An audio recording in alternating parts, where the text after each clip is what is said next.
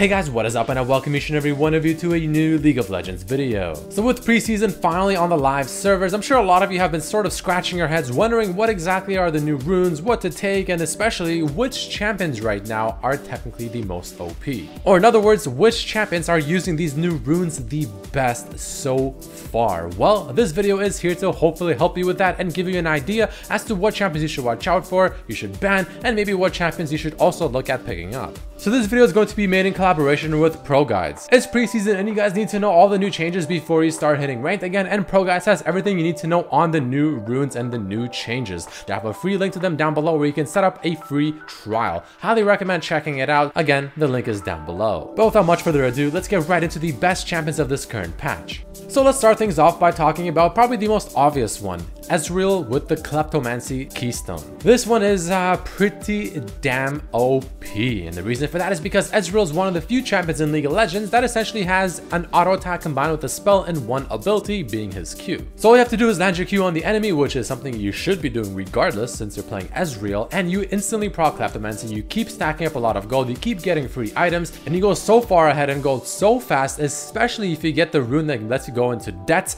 that you can get your power spike so much sooner, which is what Ezreal's biggest issue is, just kind of being really weak early, and you kind of nullify that and also become much stronger than a lot of other champions at a certain point in the game. Again, all because of how fast you're accruing your gold and also because of the extra gold you can use with the debt rune. So all in all, not only are you going to be way ahead of the power spike and the curve, you're also going to be doing a lot of damage with Ezreal, and this build is just honestly way too overpowered, and Riot needs to definitely do something about this relatively soon. So if you're somehow able to play Ezreal in ranked without him being banned, then here's my recommended build. Kleptomancy is going to be your keystone of choice without any question whatsoever. Biscuit Delivery is a pretty nice one that just gives you extra regeneration, which is always worth it.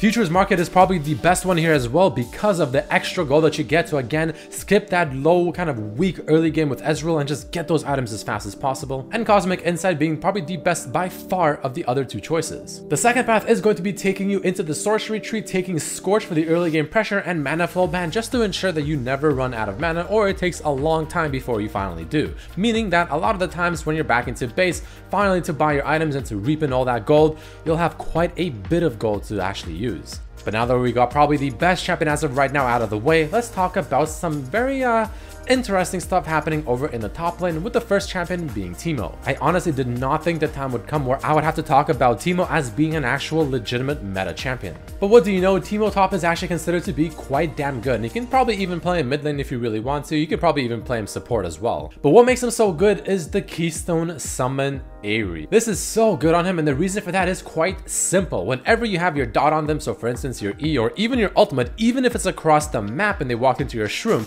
Aerie will instantly jump on that target. But the cool thing is the fact that, let's say in the laning phase, you go in for your typical harass with TEEMO, you activate your W, you auto attack, Q auto attack, get the dot on them from your E.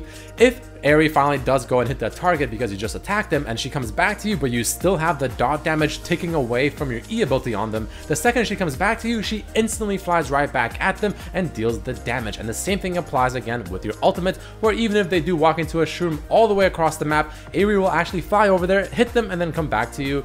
And honestly, that's pretty OP.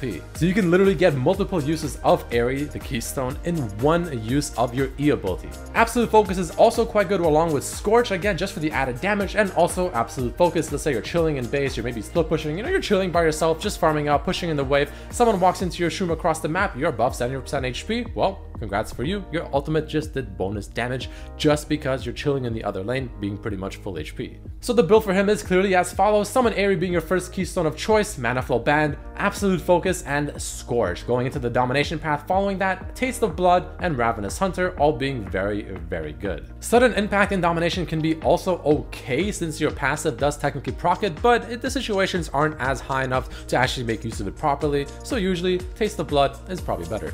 Next up, let's stay in the top lane for just one more champion and talk about Yorick. I mean, Yorick is just so strong at the moment, it's actually kind of ridiculous. He is now able to hit towers for much more damage because his Q now works on towers, which is just fantastic in itself. But with the current keystones and the way they work and the way that you build them and the items that you get, Yorick not only becomes very tanky, but he also becomes an ultimate split pusher. He can destroy towers in seconds. It's disgusting. He's hard to 1v1.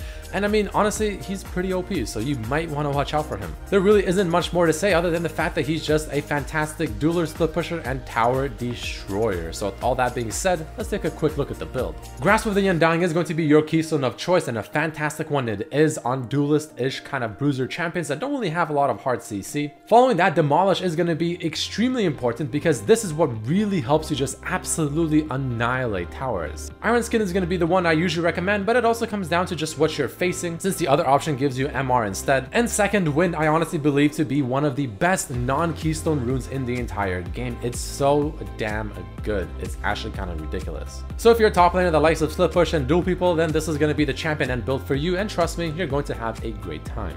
But let us move over to the jungle for just a bit because there's a champion that I want to talk about that is pretty damn good.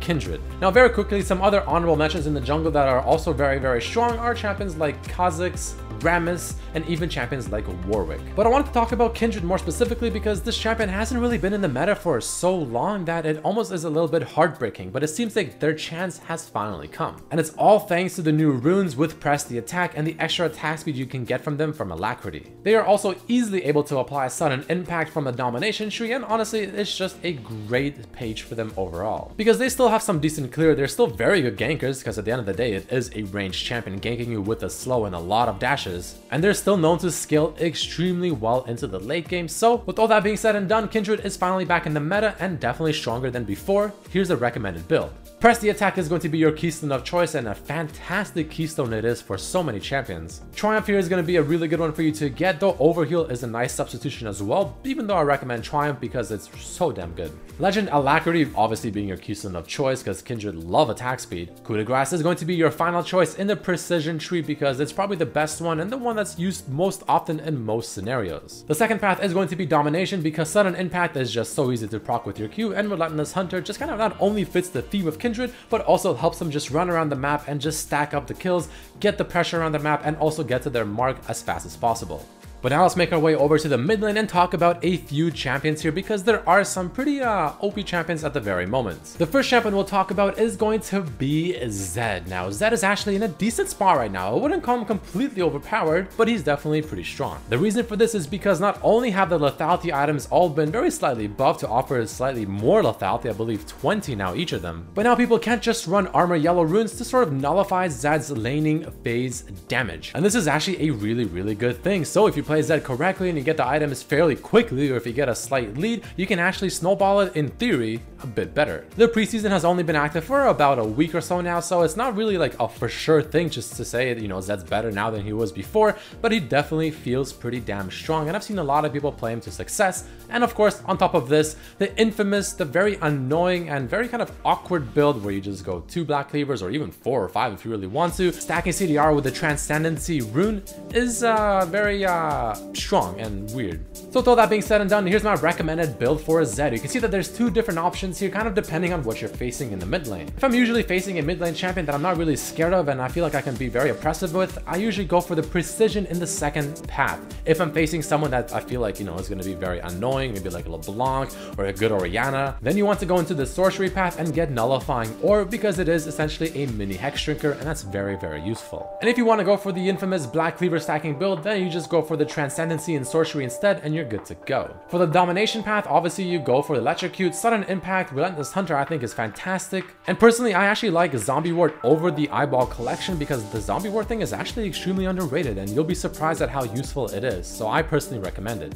Following Zed, we also have Katarina in the mid lane, another very good assassin. And the reason for that is also because she can proc Sudden Impact extremely easily, and like Assassin, since people cannot get early resistances for the laning phase, if you get a lead, you become very difficult to stop. Electrocute also being very easy to proc for Katarina, being able to do a lot of extra damage, and just a lot of good stuff like that. There isn't really much more to say other than what I already said for Zed. It's a very similar concept between the two, so let's just get right into the build. Electrocute being your keystone of choice, Sudden Impact, Zombie Ward, but Ravenous Hunter here is going to be a lot better on Katarina. Following that, the Sorcery second path is great for the nullifying orb for similar reasons as to what I said with Zed, but if you just simply do not need it, Precision is great with Triumph, and the Coup de Grace cost rune. And last but not least, in the mid lane, we also have Malzahar, very strong because for similar reasons with TEEMO, you go summon Aerie, and my goodness, is the poke just so obnoxious. All you have to do is use your E ability and summon Aerie will most likely hit them twice, especially if you already use summon Aerie to hit them with maybe your Q ability or something like that,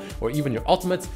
It's just, again, very similar to TEEMO. Have a dot on them, have summon Aerie hit them several times, and my goodness, is the poke just so damn obnoxious. Trust me when I say this is also somewhat of a mental game, because when the person you're laning against keeps getting hit by summon Aerie over and over, especially in the same instance of an E ability, it almost feels demoralizing. So all in all, Malzahar is still a very simple, strong mid laner that can push the lane very easily, has his ultimate that's just so damn useful regardless of the situation almost, and now he's even better with summon Aerie, or if you really want to, you can also go the Meteor. So here is the build. You can see there's two different options, again, just depending on the playstyle that you want. Personally, I usually recommend summon Aerie, but if you want to go for the extra AoE / wave clear, the Meteor isn't a bad option either.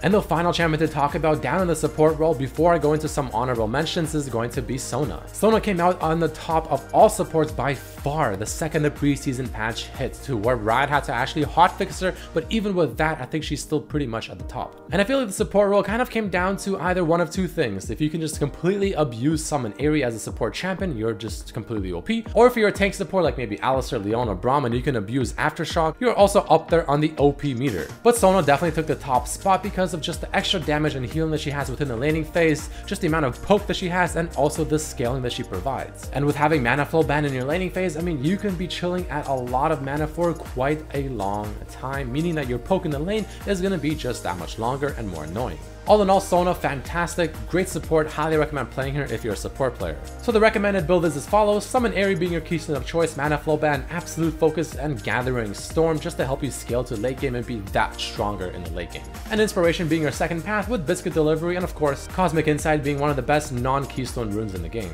And now very quickly, some honorable mentions. Maokai being in the top lane, one of the best top laners at the very moment, being so tanky and so hard to deal with. Misfortune with summon Aerie is super useful because again, she's able to just proc summon Aerie so easily with her E ability with a lot of lethality, do a lot of damage.